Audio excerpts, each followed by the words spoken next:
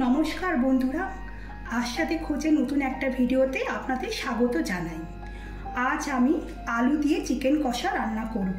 তার জন্য আমি নিয়েছি 2 কিলো চিকেন, বেরেস্তার জন্য নিয়েছি 2টো পেঁয়াজ কুচি করে কেটে নিয়েছি, আর এখানে পেঁয়াজ, আদা আর রসুন নিয়েছি। এইবার আমি মাংসটা দই দিয়ে ম্যারিনেট করে নেব। আমি এই আলুগুলোতে একটু হলুদ, একটু লঙ্কা আর একটু নুন মিশিয়ে নিচ্ছি। এগুলো একটু লাল লাল করে আমি ভেজে নেব। এবার আমি এই চিকেনটা দই দিয়ে আর একটু মশলা দিয়ে ম্যারিনেট করে নেব। তার সঙ্গে সর্ষের তেলও দেব। এখানে আমি 200 গ্রাম টক দই নিয়েছি। এবার এখানে আমি একটু হলুদ দেব,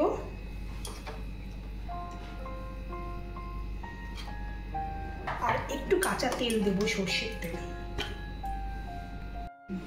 এবার আমি মাংসটাকে হলুদ গুঁড়ো, লাল লঙ্কা গুঁড়ো এবং সর্ষের তেল দিয়ে ভালো করে ম্যারিনেট করে নিচ্ছি। এবং এটা আমি 8 ঘন্টা ম্যারিনেট করে রেখে দেব। 1 ঘন্টা তো আমি রাখবো, এর থেকে বেশি রাখলেও মাংসটা খারাপ হবে না, ভালো হবে, খেতে টেস্টি হবে, জুসি হবে।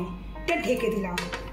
পেঁয়াজগুলো কুচি করে কেটে নেব। আমি বাটবো না পেঁয়াজটা, শুধু আদা রসুনটা বাটবো, আর পেঁয়াজ কুচিটা আমি মাংসে দিয়ে তেলে দিয়ে রান্না করব। গ্যাসটা অন করছি।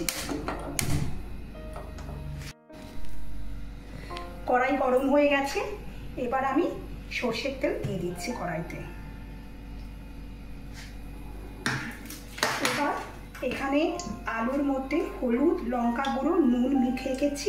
এবার একটু এগুলো লাল লাল করে আমি ভেজে নেব। তেল গরম হয়ে গেছে। এবার আমি এই আলুগুলোকে ছেড়ে দিচ্ছি। আলুগুলোকে একটু লাল করে ভেজে নেব। আলুটা লাল করে ভেজে নিয়েছি। এবার আমি আলুগুলো তুলে নিচ্ছি। এবার আমি বেরেস্তার জন্য একটু পেঁয়াজটা ভেজে নেব। একটু লালচে লালচে করে পেঁয়াজটা ভেজে নেব। লাল করে পেঁয়াজগুলো ভাজা হয়ে গেছে। এবার আমি তেলে ফোড়ন দিচ্ছি। বেশি কিছু ফোড়ন আমি দেব না, শুধু শুকনো লঙ্কা আর তেজপাতা দিয়ে দিচ্ছি। এবার আমি এখানে আদা আর রসুন পেস্ট করে নিয়েছি। এই পেস্টটা আমি এবার এর মধ্যে দিয়ে দেব।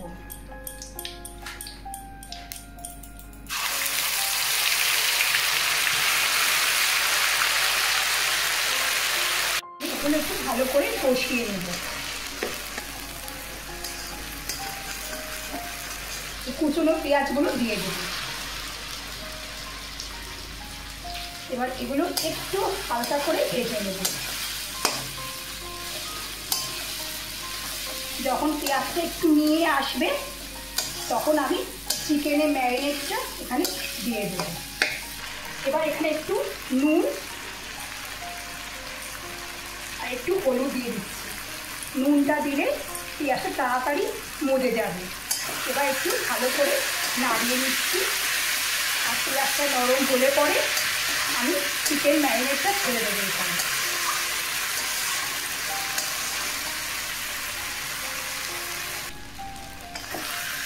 আমি এবার পেঁয়াজটা একটু নেড়ে নিচ্ছি। দেখুন পেঁয়াজটা মজে গিয়ে কতটুকু হয়ে গেছে। এবার আমি ম্যারিনেট করা চিকেনটা এখানে দিয়ে দেবো।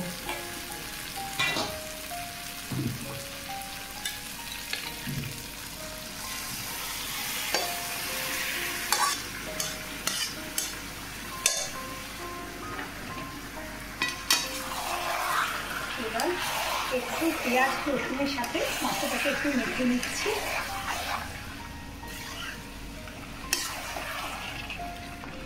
যেহেতু আগে থেকে হলুদ আর লঙ্কা গুঁড়ো দেওয়া ছিল, আমি এখানে একটু অন্য মশলা দিচ্ছি।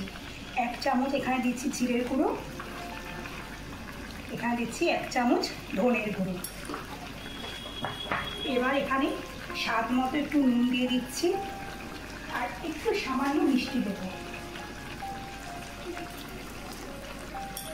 এবার চিকেনটাকে ভালো করে একটু কষিয়ে নেব।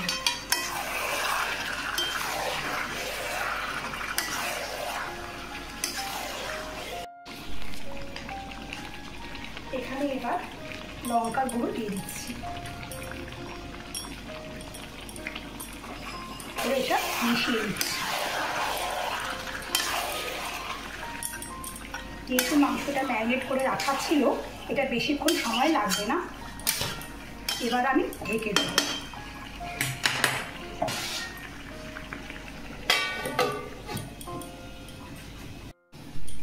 এবার আমি ঢাকনাটা সরিয়ে একটু মাংসটা নেড়ে দেব। মাংস থেকে জল বেরিয়েছে দেখো।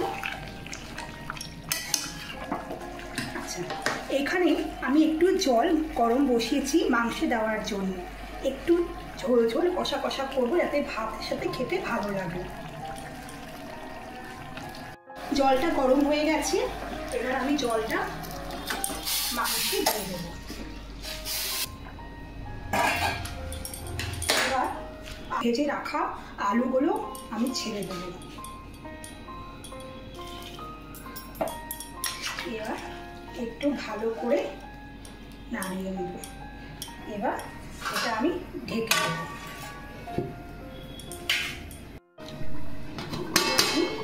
ঢাকনাটা তুলে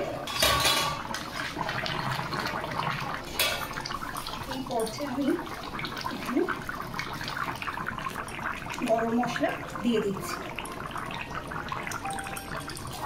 এবার একটু ভালো করে গরম মশলাটা মিশিয়ে দেব। আমার রান্নাটা প্রায় শেষ হয়ে এসছে। এবার বন্ধ করার আগে আমি বেরেস্তাটা ছড়িয়ে দিচ্ছি।